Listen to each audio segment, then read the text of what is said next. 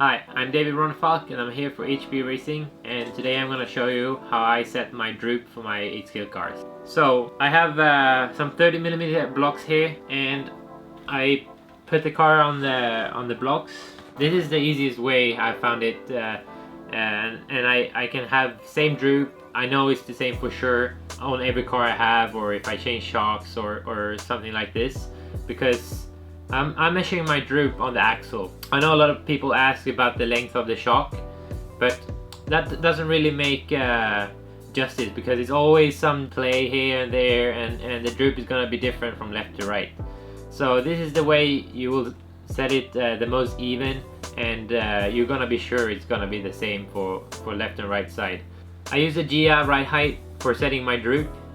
This is the easiest way. You can also use caliper, but you have to kind of eyeballing that, and I think this is just more accurate using a ride height gauge.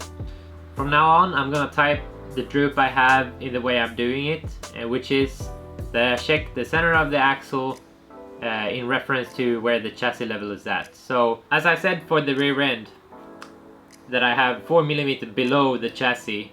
It means that if I put the ride height gauge on 20mm, and there's another 6mm on the hex here to get into the center of the axle, it means I'm gonna be at 26mm. So chassis is at 30, the axle will be at 26. The difference will be 4. So that means my droop for the rear is 4 below the chassis. So here I've set the droop gauge to 20.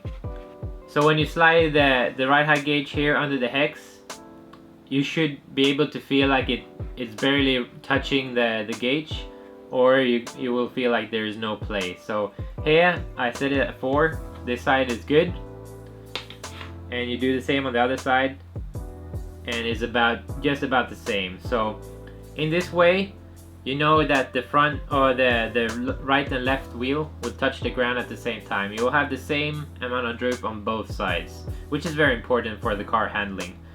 Sometimes when I've checked the droop length on the shocks, I set it at 120 with the low tower and 125 with the high tower.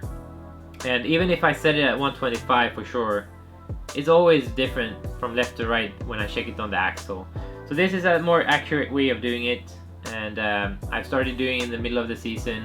Torrance showed me how he liked to do it, and in this way all the drivers in HP, when you change from low to high shock tower, you can always know that the droop will be the same, even if you have a different shock length or so.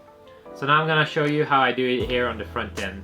I told you that my front end droop is at 4 above the chassis, which means if my chassis is at 30mm and there's 6mm from the bottom of the hex to the center, it means I have to put the ride height gauge at 28 to achieve 34mm. So I put the ride height gauge at 28 and I push it under here, and you can see the arm is lifting here, which means I have more droop than what I want. So then you have to take your screwdriver, and I have to tighten it a little bit as I had more droop, and you'll see the arm raise a little bit, just about there. It's very sensitive on the screw here, so you cannot twist too much. So here you see I did it too much. There's a big play here, so now I don't have enough droop. So then I have to untighten the screw again, and you'll see the hex dropped a little bit. Now I just got it perfect. You can see that the hex is just barely touching the gauge, and there's no play in this way anymore. So now I have the droop at 4mm above the chassis. So I've just showed you how I set my droop, and I know all the touring car drivers are already doing something similar. I think they maybe checking the bottom side of the arm, but I like it to do it on the axle. So my base setting for the droop on both the D817 and E817 is 4mm above the chassis in the front and 4mm below the chassis in the rear, using this method of checking the droop. So hopefully you'll find it useful, and as I said, I will be writing it down on my coming setup sheets. And after seeing this video, I think you should start doing the same, because you know front and left is gonna be more accurate, and the car is gonna handle better on the track for sure. So hope you enjoyed the video, and see you in the next one.